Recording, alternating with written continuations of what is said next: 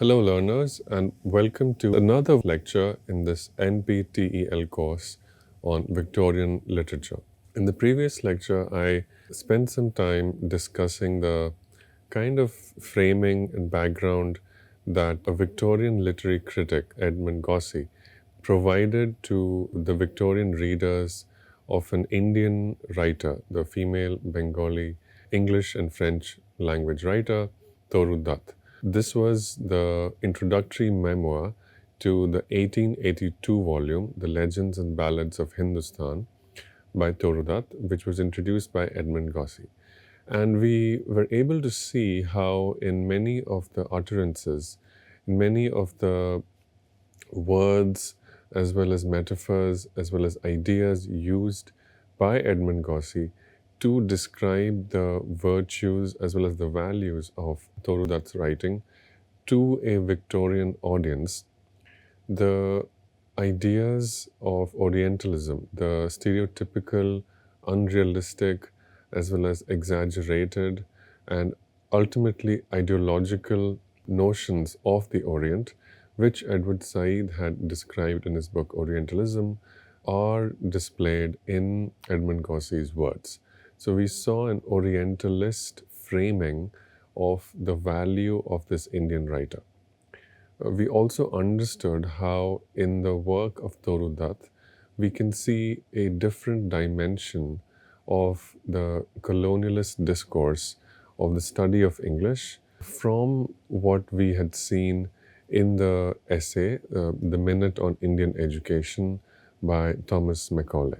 To briefly recall, Thomas Macaulay had given forth his vision for the implementation of Indian education in British-ruled India as a means of creating an efficient, more easily governable, and more docile Indian population. In the work of Toru Dutt, however, we see how Macaulay's prediction comes true, but with an interesting new twist. It is not that Macaulay's vision or Macaulay's plan or his script for the education of India is realized. A part of it is realized for sure, but there is something new and something almost unexpected which is added to that script.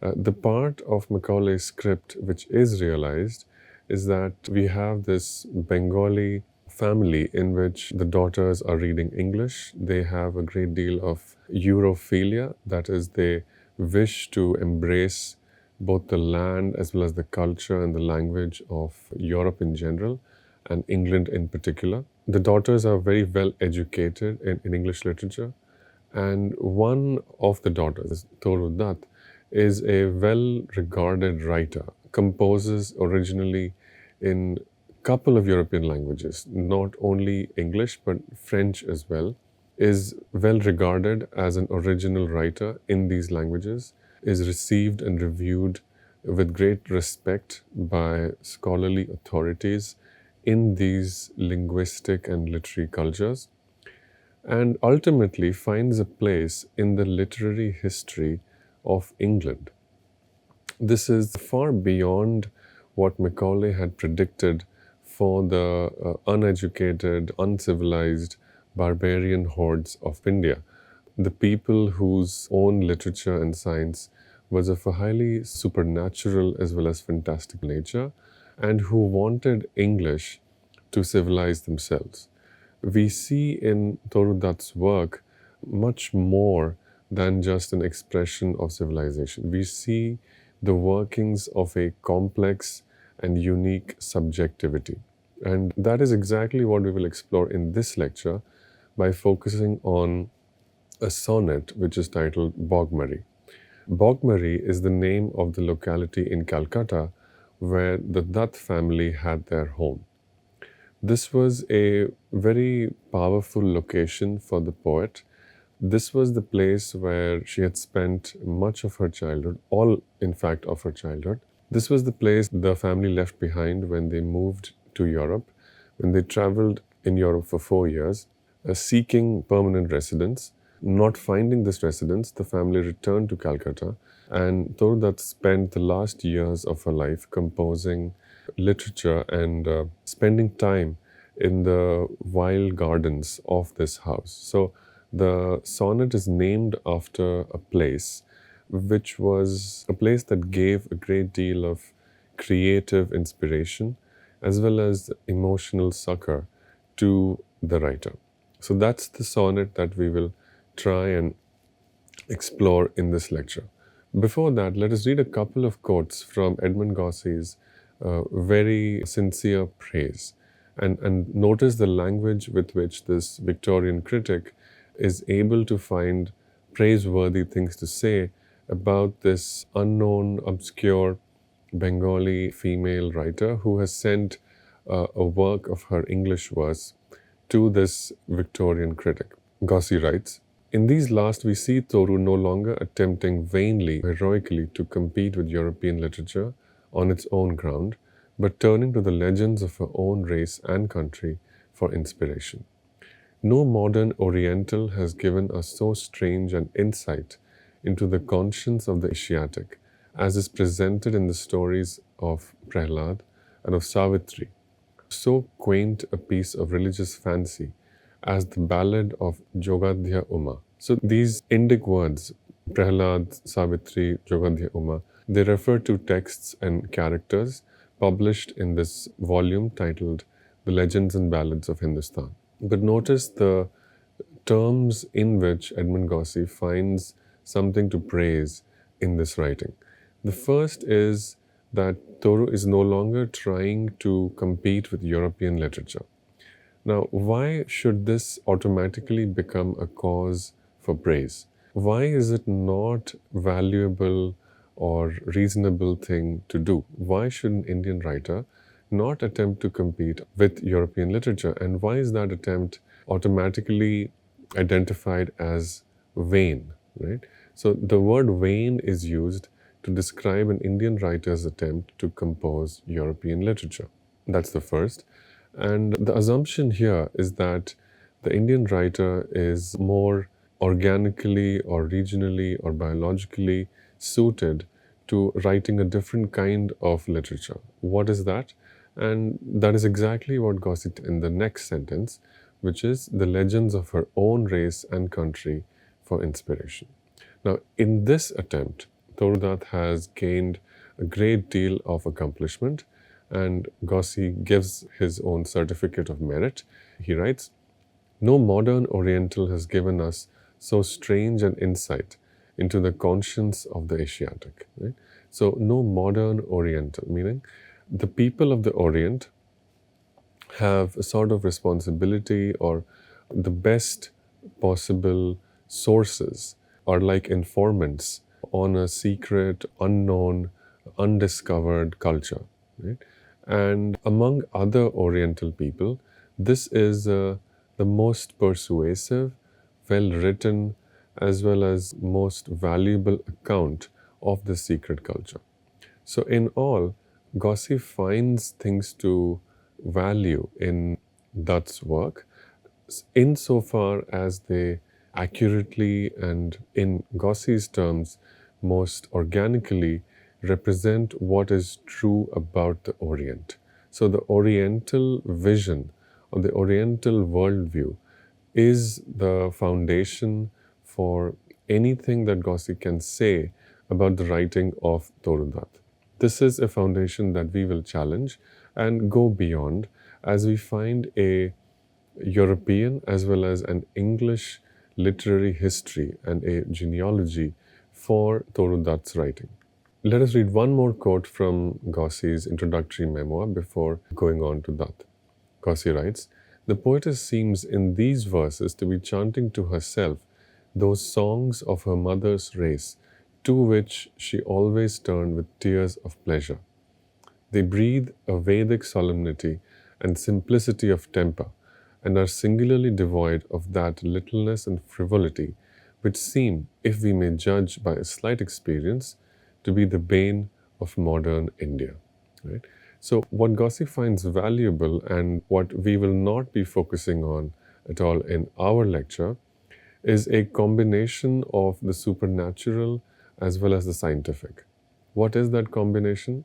The combination is that Toru Dutt is able to maintain a Vedic solemnity and simplicity of temper and avoid the littleness and frivolity, right?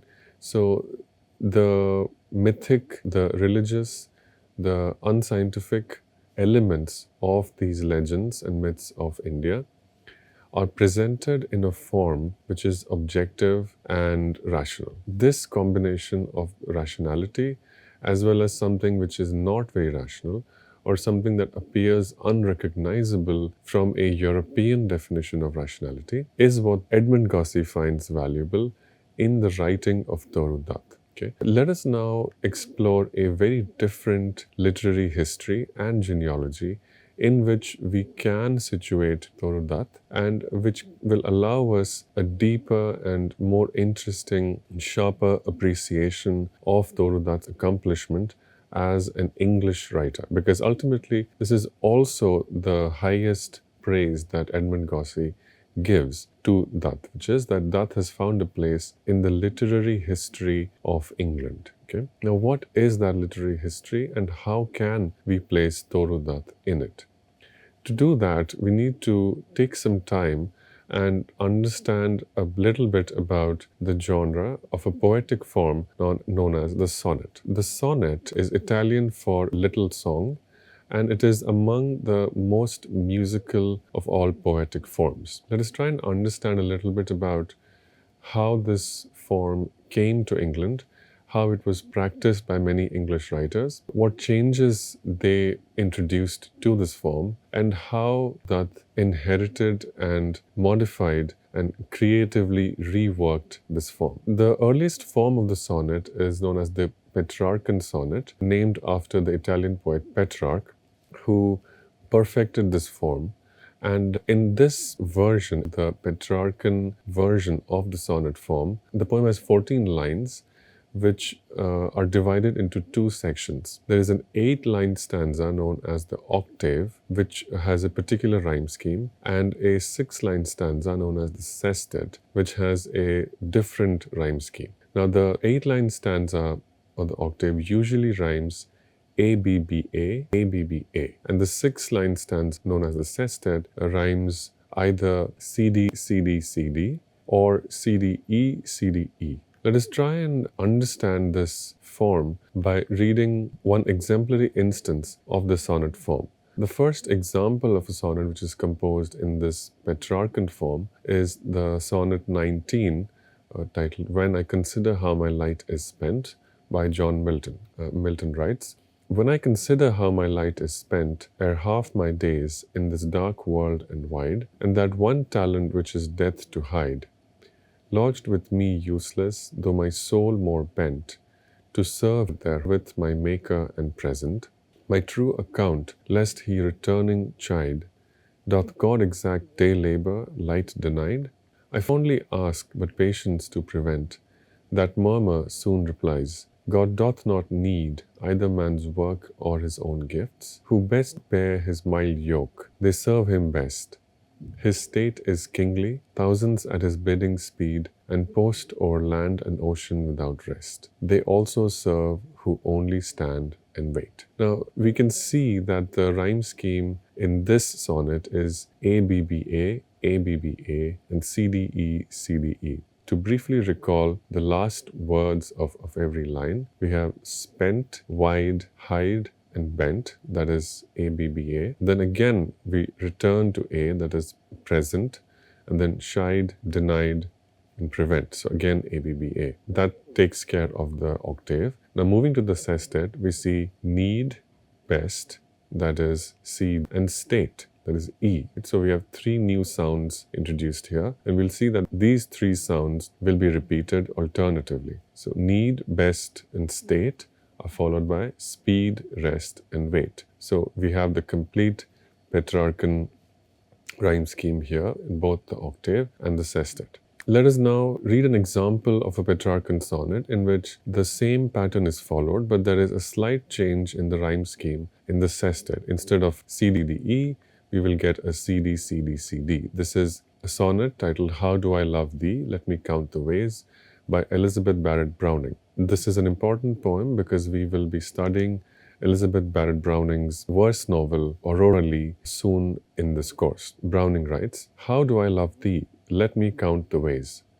I love thee to the depth and breadth and height my soul can reach when feeling out of sight. For the ends of being an ideal grace, I love thee to the level of every day's most quiet need by sun and candlelight. I love thee freely as men strive for right. I love thee purely as they turn from praise. I love thee with the passion put to use in my old griefs and with my childhood's faith. I love thee with the love I seem to lose with my lost saints.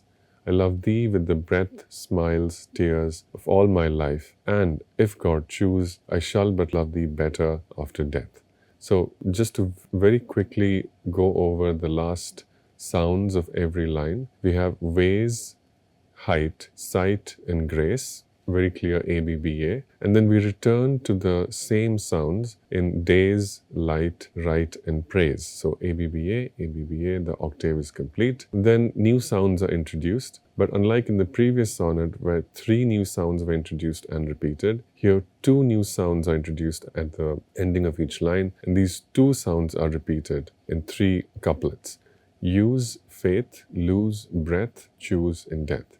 So in both these sonnets, we see with the slight variation, English writers have adopted and used the Petrarchan sonnet. There is a slight variation on this sonnet as well, and that is known as the Italian sonnet. This is an English variation on the traditional Petrarchan version. In this case, the octaves rhyme scheme is preserved, but the sestet rhymes C, D, D, C, E, E. Right? So this is a slight variation. We have 3 new sounds introduced in the sestet, but the order in which they are repeated undergoes an important change. There's another version of it which is called as the English sonnet and also known as the Shakespearean sonnet. This condenses the 14 lines not into 2 parts as the Italian and the Petrarchan sonnet do, that is 1 octave and 1 sestet, but into a more complicated division. The Shakespearean sonnet condenses the 14 lines into 1 stanza. It has 3 quatrains and a concluding couplet. And the rhyme scheme then becomes AB, AB,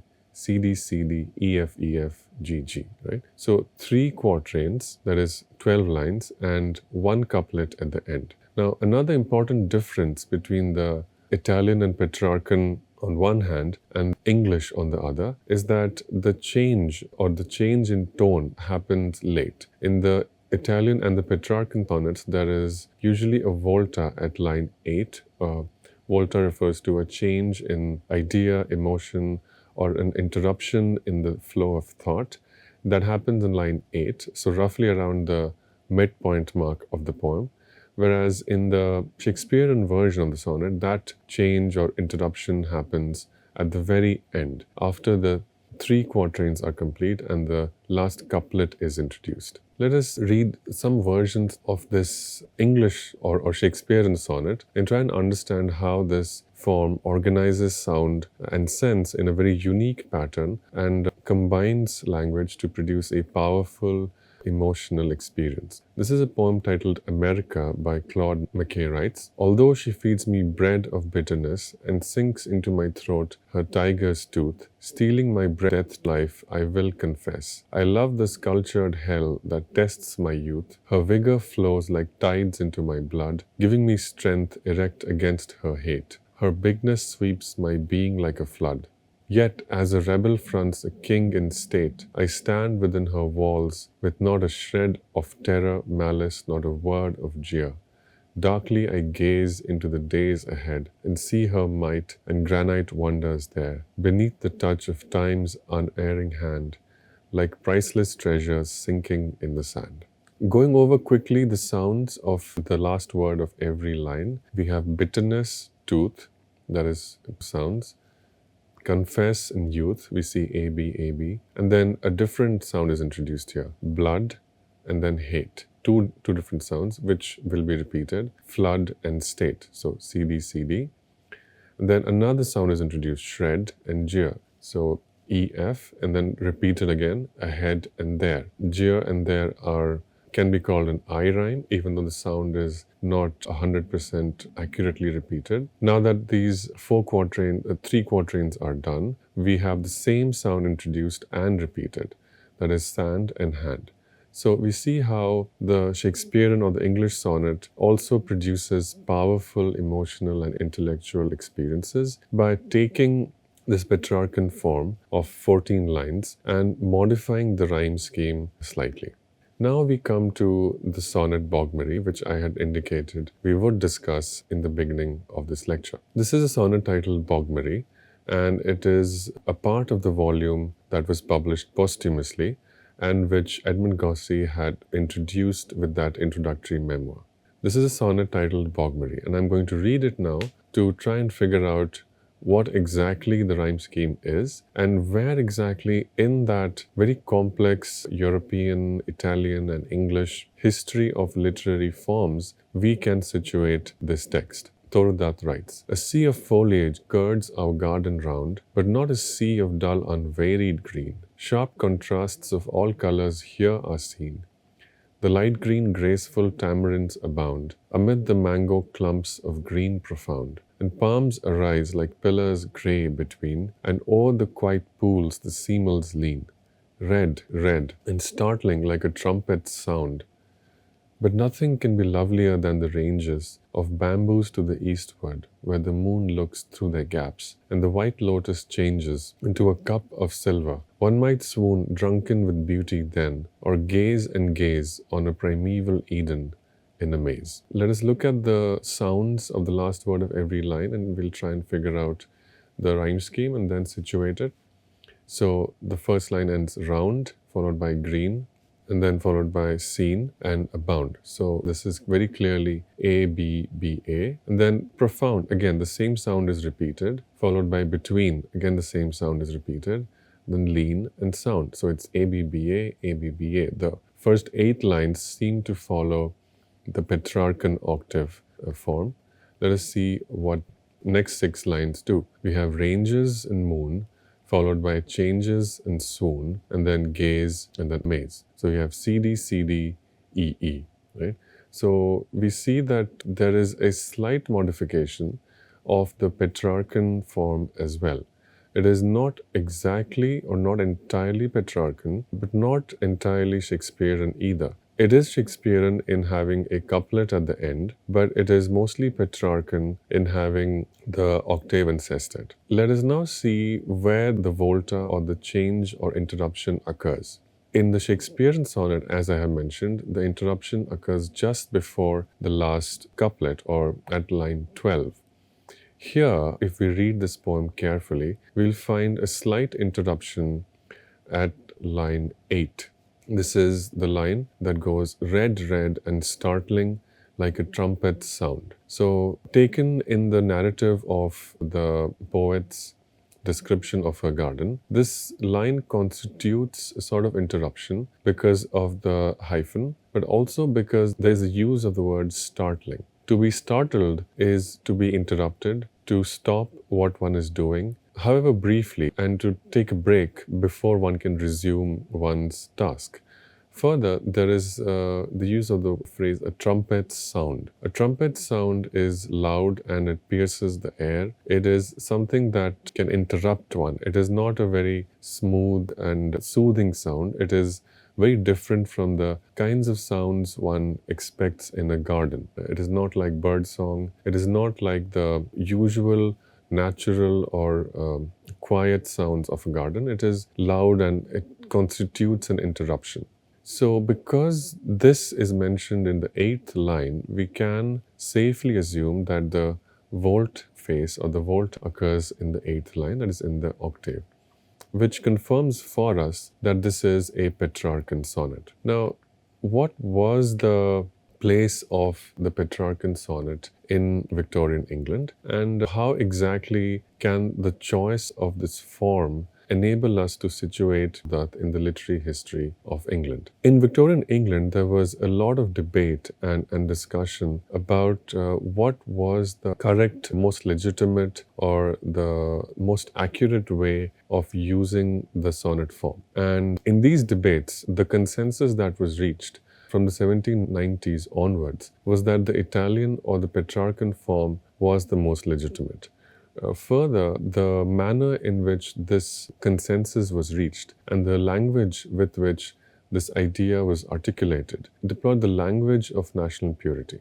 It was assumed and it came to be known almost as a universal truth in the writing on the Petrarchan form that the Petrarchan sonnet seemed to be a natural, eternal, or transcendent form. So there was a tendency to forget the complex European history. Further, even the complex English history through which the Petrarchan form had been modified by English writers. Forgetting this history, it became possible to believe that the Petrarchan form was a universal and essential truth.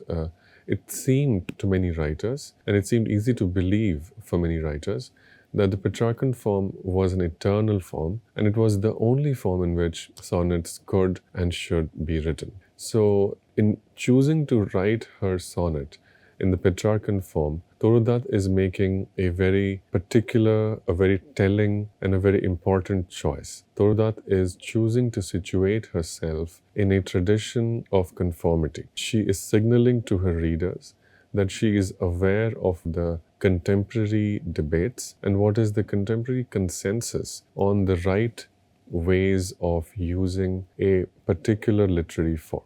Now, given that Toru Dutt has established her knowledge of how to use the sonnet form, it is also important to realize how Toru Dutt signals her relationship to English identity, her relationship to England, and even more particularly, how Dutt relates herself to the ideological place of the sonnet among other discourses of national identity. We will focus on these debates and Dutt's relation to ideas of English identity, and also conclude our discussion of the sonnet in the next lecture. Thank you.